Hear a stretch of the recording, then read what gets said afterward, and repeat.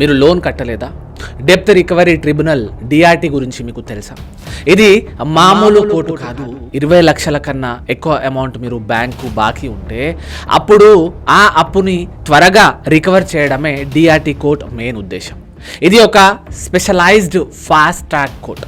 గుర్తుపెట్టుకోండి, మీ అప్పు 20 లక్షల కంటే ఎక్కువ ఉంటేనే డిఆర్టీకి వెళ్తుంది, అంతకంటే తక్కువ ఉంటే సివిల్ కోర్ట్ డీల్ చేస్తుంది.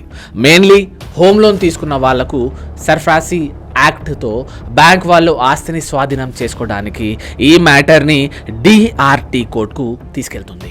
డిఆర్టీలో మీరు మీ ప్రాపర్టీని తిరిగి దక్కించుకోవడానికి ఫైట్ చేయవచ్చు. ఈ విషయం చాలామంది హోమ్ లోన్ తీసుకున్న వాళ్ళకి తెలీదు. డిఆర్టీ అనేది క్వాజీ జ్యుడిషియల్ బాడీ, అంటే దీనికి డిస్ట్రిక్ట్ కోర్టుకి ఉండే అంత పవర్ ఉంటుందండి. ఒకవేళ మీ కేసులో డిఆర్టీ తీర్పు మీకు నచ్చకపోతే దీన్ని మీరు డిఆర్ఏటీలో కూడా అపీల్ చేసుకోవచ్చు.